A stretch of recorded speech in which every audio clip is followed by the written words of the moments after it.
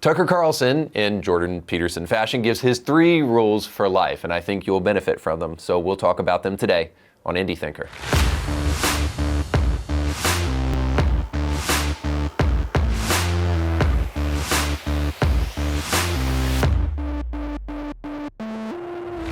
Welcome to the show. Don't forget to like, share, and subscribe. And don't forget, we are knee-deep in one of the most important documentaries, I believe, of our time on the fatherlessness epidemic in America. If you want to see the full trailer for the film that we have at this point in time with Dennis Prager, Douglas Wilson, and Warren Farrell, and others, then I highly recommend that you sign up for our newsletter. You can do that by going to the link on the screen. Not only will you gain access to great Indie Thinker content extras, but you'll also see the full trailer that we have at this point in time in our early stages of production, and it's fantastic. I'm telling you, what we have to expose in this fatherless documentary will help change the future of America, but we need your help to do that, because also by subscribing to the newsletter, you'll access ways to help support the film so that we can finish this thing and bring it to production so each and every one of you can enjoy it.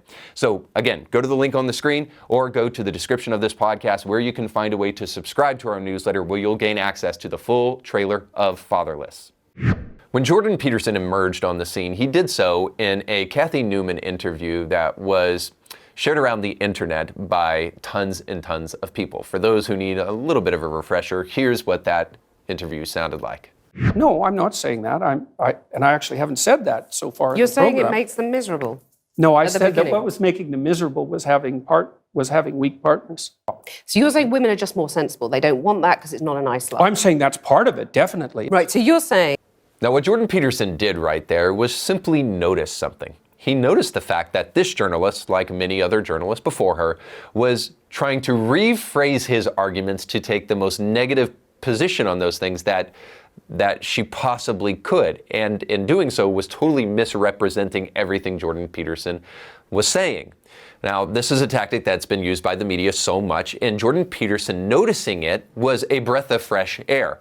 But it isn't always that by noticing things in society today, you are applauded.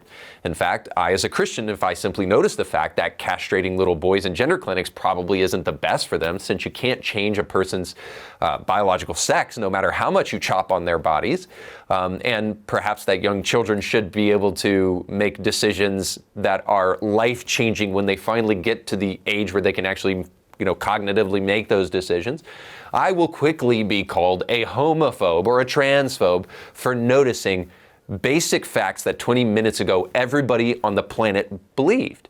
And all that because I simply noticed. And if there is one person who is the most dangerous individual in society today because he simply notices things, it is Tucker Carlson. And I do have to say, as I've listened to him more and more since he's left Fox, I find his powers of perception to be actually pretty useful. Now, for those on the left and those in the Democratic Party, you'll never give him a chance probably, and I would call that incredibly intellectually dishonest. But even conservatives on the right and Christian conservatives find Tucker to be divisive and therefore dangerous. However, I think if given the shot to actually listen to what Tucker has to say, you'll find beneficial things for life. And in fact, he has 3 rules for life that I'm going to introduce you to today that I think you need to hear. Here's rule number 1. So here are 3 things that I have learned about the left over the past couple of years. And I think they go, since this is a conference about nationalism, they might help explain the resistance to nationalism. It wouldn't seem obvious that there would be much. There's nothing inherently wrong with nationalism. In fact, it should be the default setting for a nation, right? I mean, by definition. But there are, as you well know, and if there weren't, this conference wouldn't be occurring, there are powerful forces who are opposed to it. And so the question, which is too rarely asked, is sort of why? And I'm not sure I have an answer, but here are 3 observations that might help fill in the blanks. The first and the most shocking to me is, and this is something that I've said like 30 times on my show, but every time I say it, it's like I'm bewildered that I'm saying it. The main threat to your ability to live your life as you choose does not come from the government anymore, but comes from the private sector. I can't believe I'm saying that. As someone who really grew up in this city, my father worked for the government, was engaged day to day in fighting the Cold War. And maybe because of that, I was trained from the youngest age, from a pup, to believe that the threats to liberty came from government, of course, because the Soviet Union was our model. You know, the force that was clamping down was, darkening half of the world and crushing religious expression and the market was a government, the Soviet government, and all the satellites in China. And so it really took a huge amount of evidence, wagging right in my face, not being the brightest person in DC, to realize that in 2019, the threat to the things that I want to do and the things that I want to say, the threat to my conscience, to the ability to believe what I choose to believe, and that's the fundamental right, that those threats really come primarily from companies and not from the federal government. And this even now is a controversial statement. I'm sure there are libertarians, well, libertarians already hate me. It's requited, trust me. But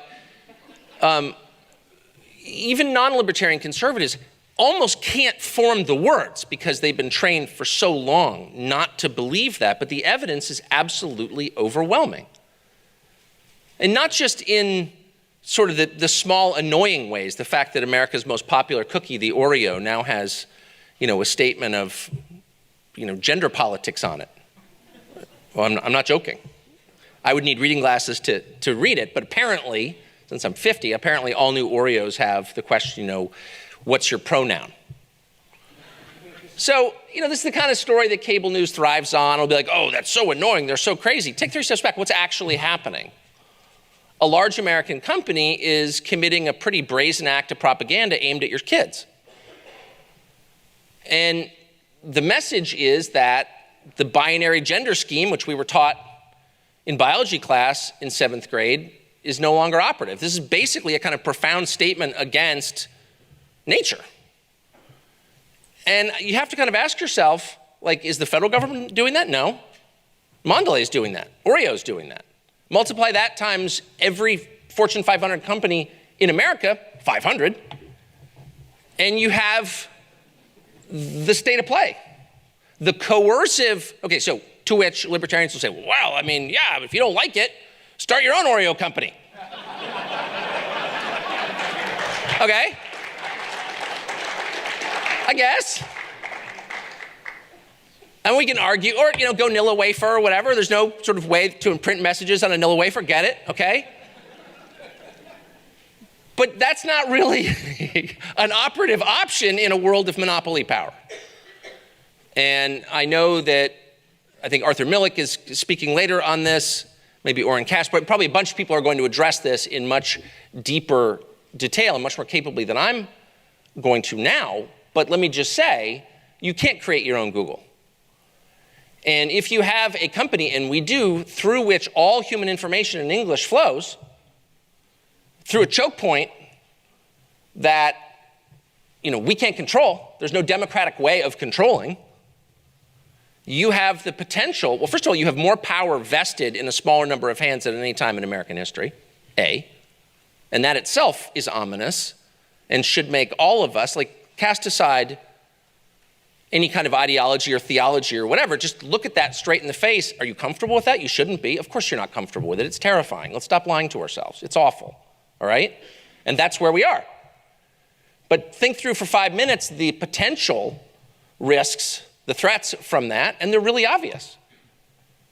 It's like they could make whole ideas disappear. And in fact, there's some evidence that they're working to do that. And as Orwell noted, once you take away the words, you take away people's ability to think about the concepts, right? You can't have an idea if you don't have the words to express it. And so the person in charge of the words really has the power over your mind. And they do. And the pushback from our elected officials has been basically zero. Now, I'm not going to go on a long Jeremiah about why. I think you know why, because they're corrupt. So I just think, again, this is something that I could go on about to the point where you'd ask me to stop. But I would stop on this point. Ponder this. Retrain your mind to acknowledge the things that are right in front of you, that are obvious. It's one of the upsides, there are many downsides, I will say, to Trump, but one of the upsides is the Trump election was so shocking, so unlikely. So we elected Donald Trump president, huh? We all pretend, oh, of course we did. Yeah, okay, yeah. It was so shocking that it did cause some significant percentage of people to say, wait a second, if that can happen, like, what else is true? In other words, like, if the Loch Ness Monster is real, what about the Yeti? I'm serious. Weirdly, the Trump election spurred in me a kind of reassessment of UFOs. We've done a consistent series. No, I'm not. I'm serious.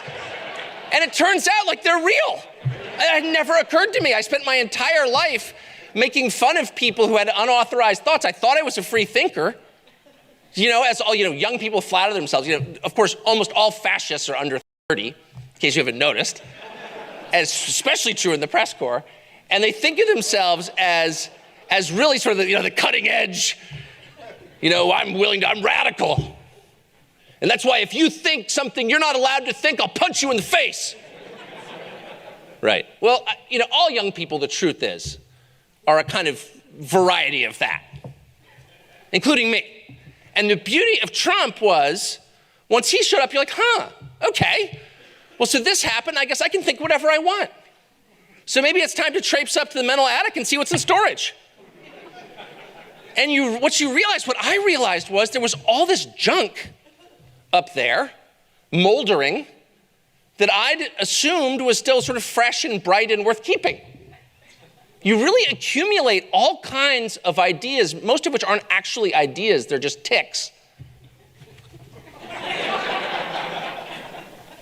And you don't realize that you have them. And Trump really, and it wasn't, of course, just me, but it was a lot of people, almost all of them were in this room, actually, who went up there and they're like, is it still true? And so what I encourage myself to do every single day, this is one thing I am faithful about, is I really encourage myself to just try to look clearly, like, what is actually happening?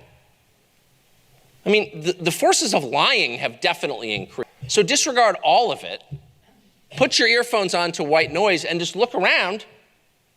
And who are the good guys and who are the bad guys?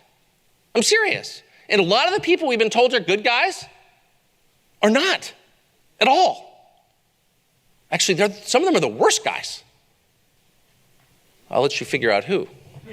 So as far as the first lesson there, I think you could sum it up this way. Be willing to think unauthorized thoughts. That doesn't mean that you can think anything that you want. He's not being postmodern here. He's just simply saying this, that there is a group of people out there who want to try to thought police you. Now, this is especially true within the realm of the DEI group, who want to try to point the finger and chastise anybody who might have a problem with redefining society outside of meritocracy and then defining society based upon race. This was just recently done by a YouTuber who was trying to critique Charlie Kirk for being racist.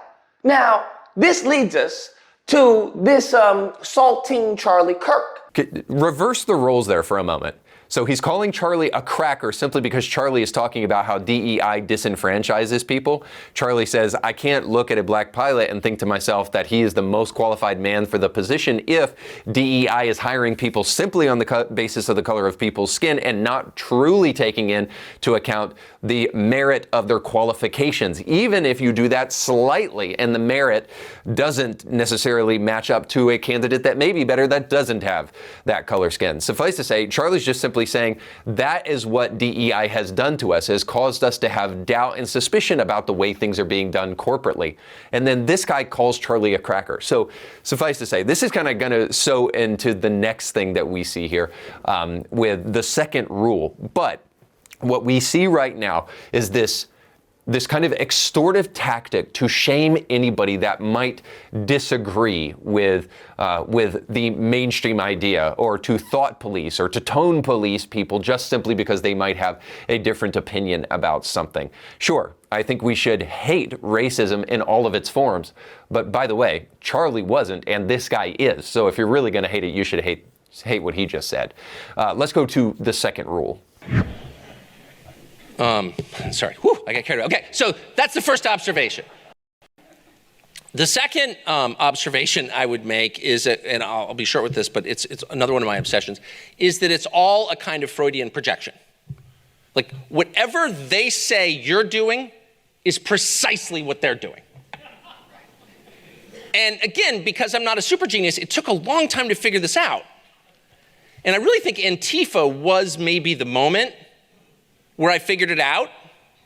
It's the guys who are literally armed with steel bars and have black masks on are calling other people fascist.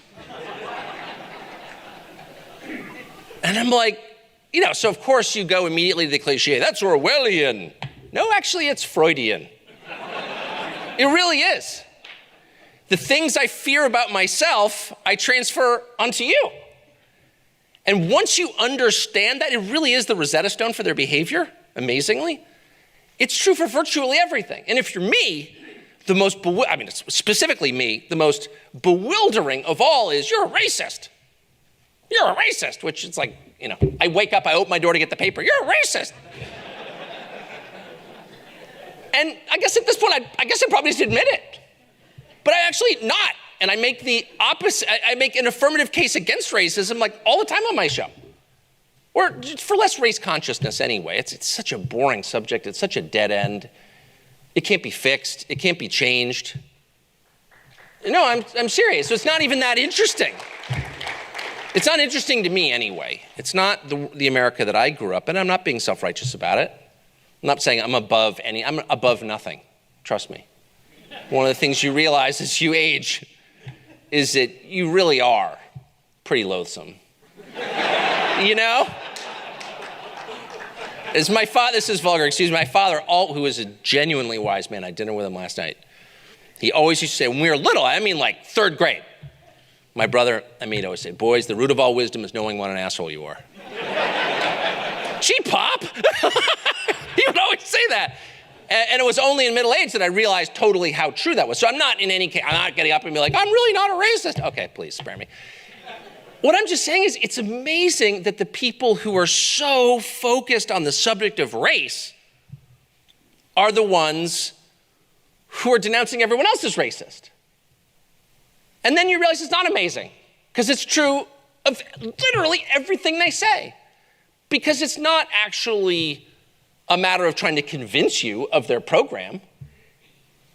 It really is a very specific and recognizable psychological syndrome, right? I remember the day that Bill Kristol, of all people, called me a racist. And I was like, really? Bill Kristol? And I was, of course. Of course. It fits. Anyway, so just keep that in mind.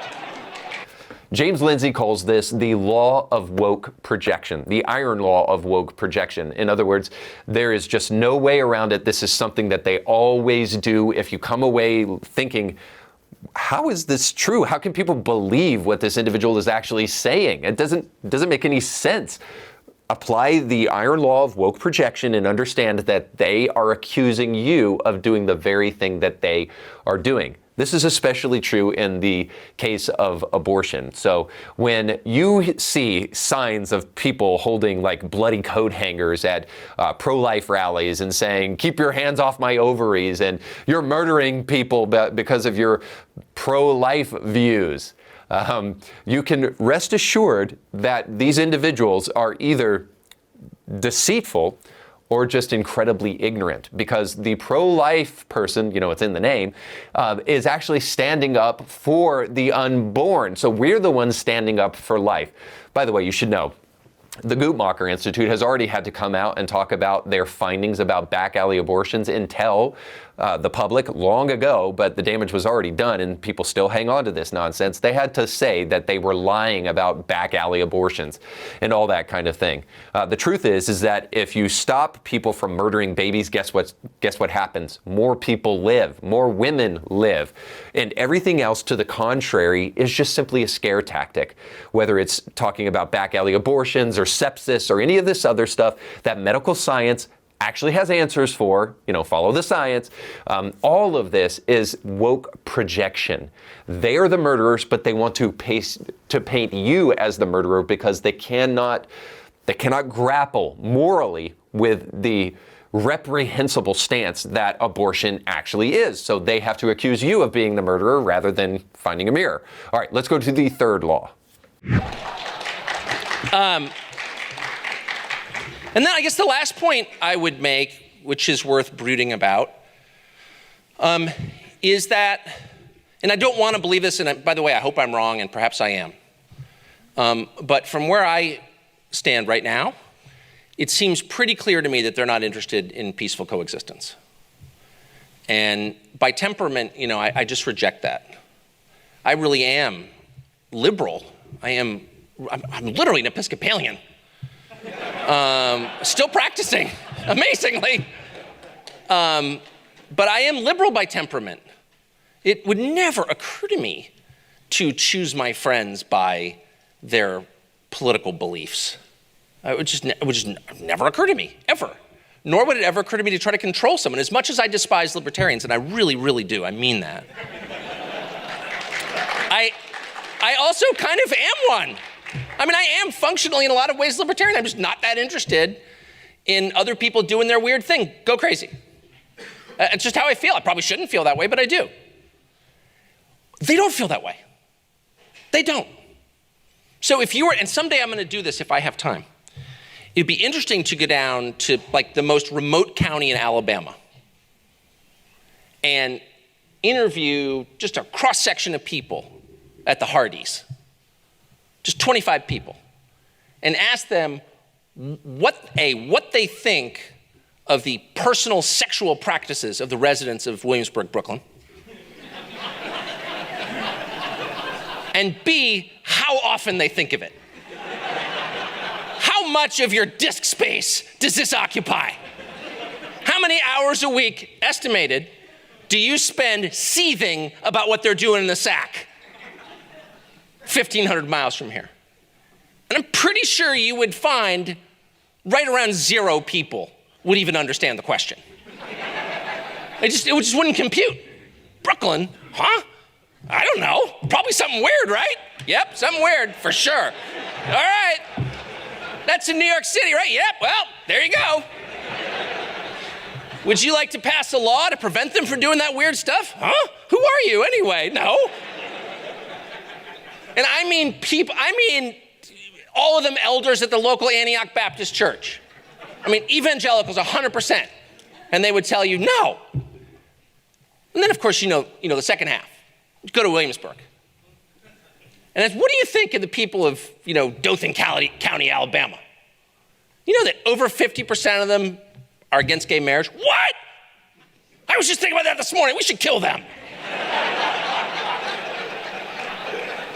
They lay awake at night thinking that somewhere in this country there is somebody who's not fully on board with the program.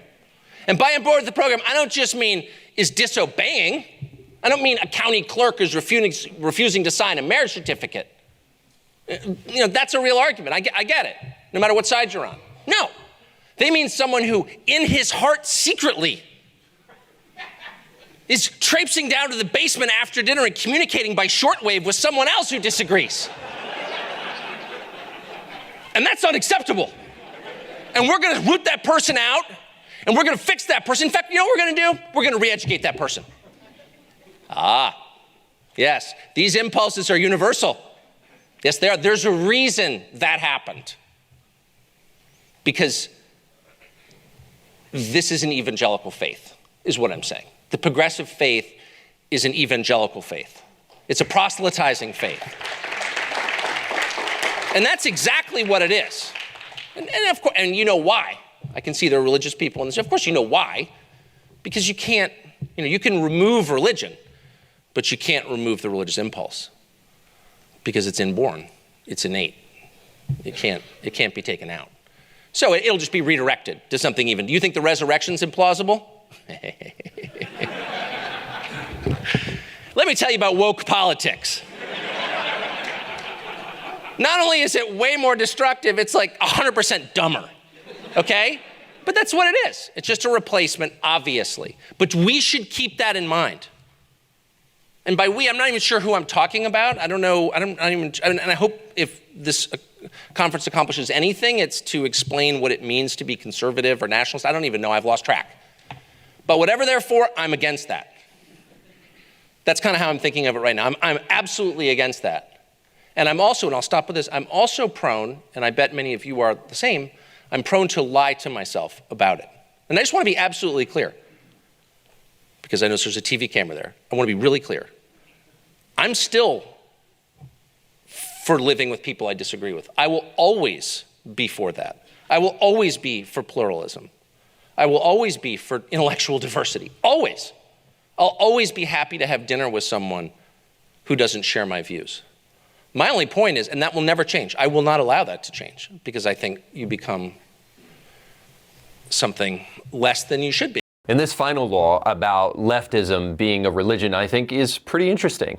He is totally 100% correct about the religious impulse and the fact that in a post-Christian society, we are finding ways to fulfill that religious impulse. Now, we're doing that through climate activism. You know, we think that we have the power to control acts of God, so we need to retain a sense of sovereignty. So we say it's up to us to stop the impending apocalypse.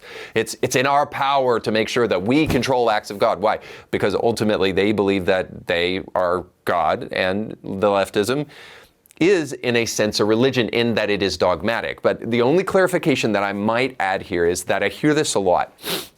And leftism is proselytizing, but they are not just evangelistic. They are cultic in that they will not tolerate dissent.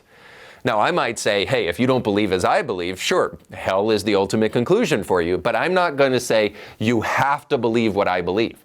I'm not going to force you to believe what I believe. That totalitarian impulse is totally foreign to me. I don't get it at all. I actually don't care what you believe. I want you to believe what I think is beneficial to you, what I believe Jesus said is true and will be eternally beneficial to you. But at the end of the day, if you choose not to believe what I believe, well, then hey, if that works for you in your life, which I don't think it is, go do what you're going to do. But I'm not going to wake up at night caring about what you believe. I have a family and responsibilities that I care about way more than that. Now, again, I want what's best for you, and I'll tell you the truth, and I will share with you the truth, and then you can try your truth out on me. But ultimately, I don't care what you decide to believe at the end of the day, at least from a personal standpoint. For your sake, I want you to believe it, but I don't care what you believe. But that is not true of the left. I want to make just a quick distinction here that I think is really important. I think proselytizing has a little bit of a bad rap, but actually proselytizing is an intellectual exercise, at least as far as the evangelical faith is concerned. We believe in having discussion and open dialogue about issues that matter most. I think if you're a person that actually cares about freedom and cares about intellectual exercise, you would appreciate proselytizing. Maybe you don't agree with the things that I agree with, but ultimately, proselytizing is a intellectual exercise.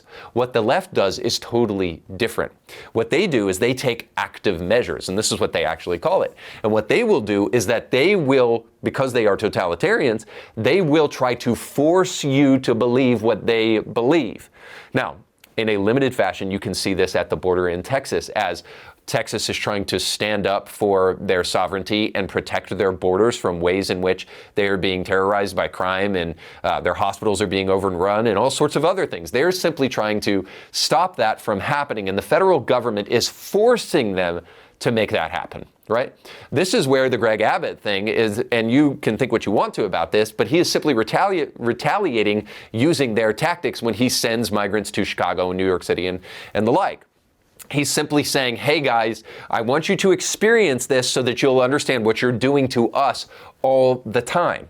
But this is the problem for the left. They have no problem doing something to you and damaging you and hurting you if it is towards an ideological goal. So they're not proselytizing. They are fully totalitarian. And there is a huge difference there. So I think this is a ironclad third law with some distinction that ultimately, leftism is a religion, and they will not be satisfied until they convert forcibly every single person to their religion. And if Tucker's right about at least this kind of sub-point within the ultimate point of leftism being religion, that there is a religious impulse and we will find a way to scratch that itch, then I would encourage you to do that away from totalitarian means and maybe toward that guy Jesus who fully warns about that kind of thing. All right, that's all the time we have for today. Hopefully those laws were helpful to you. If they were, I'd love to hear from you down in the comment section below. Don't forget to like, share, and subscribe, and go with God.